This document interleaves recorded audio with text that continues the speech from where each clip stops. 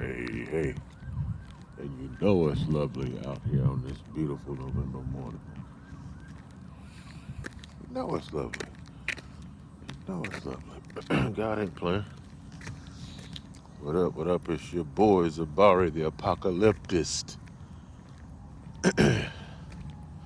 Hope y'all are well. Gonna try to keep it shout.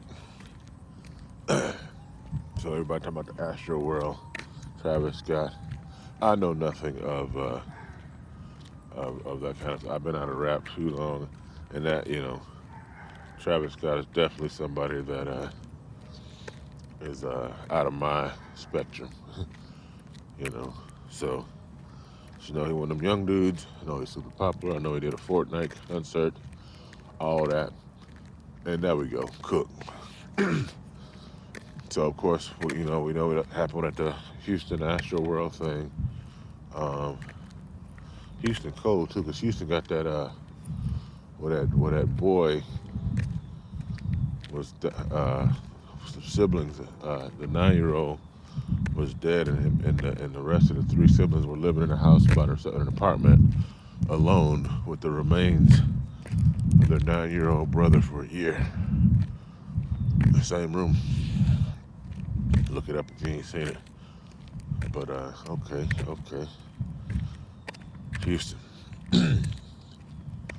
So everybody's talking about what happened, the 8 dead, the injuries, the stampeding, all that stuff. No doubt tragic, sad. Hey, I've been to some concerts.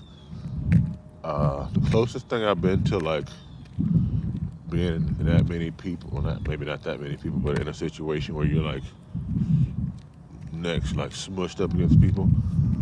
Went to a Christmas thing about 4, 5, maybe 6 years ago, in this little downtown thing. It was nice, but there was so many people there.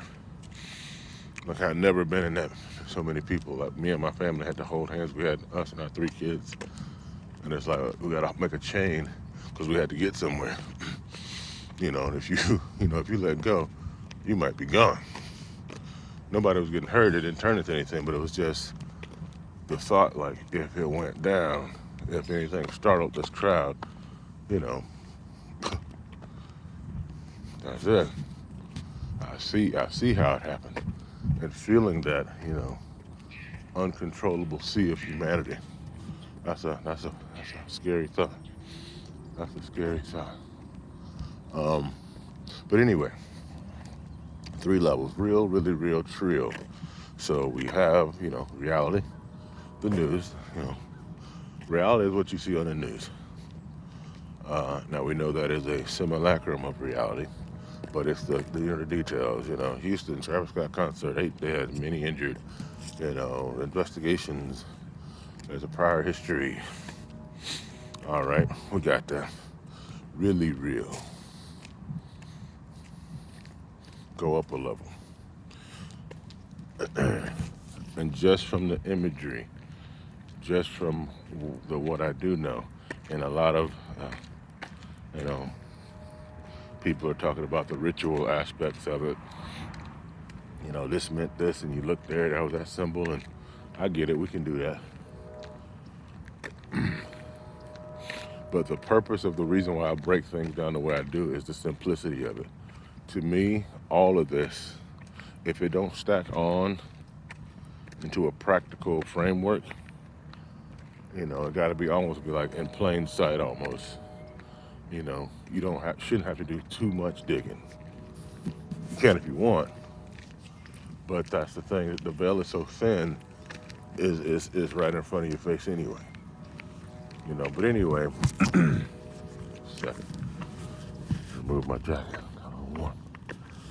Put this over my head. There we go. So yeah, really real, spiritual level, multi-level. Just the whole Astro World, the cover. I remember seeing the cover of the album. It's one with his mouth open. It's like this freak, carnival playhouse thing that went wrong. You can tell there's a certain forebodingness to it. But it's like Astro, or it's like, come on in, kids.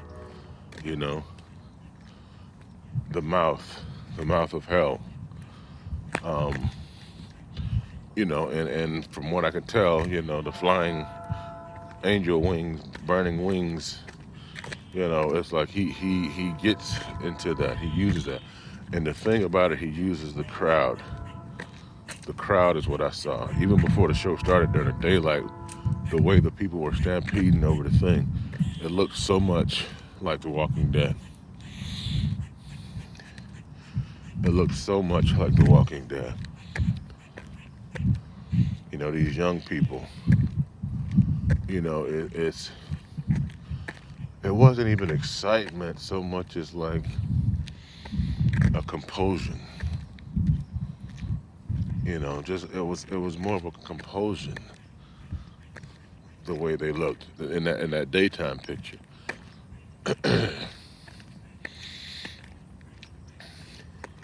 And what we know about how our children, how our youth, how this world is being led in a certain direction, and that's the whole thing about it. It's thin. We're gonna debate that. We're gonna debate that.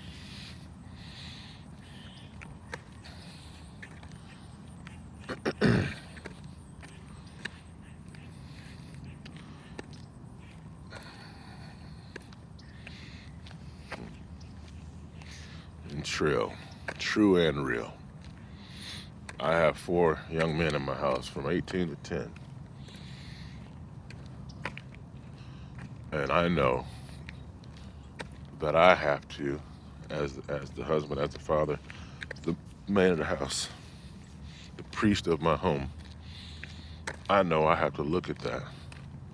And I have to circumvent that. I have to understand where that's coming from, that energy, because it won't them. And in fact, it already has them. It's an aloofness, it's a detachment, it's a lack of value, it's a unconsciousness.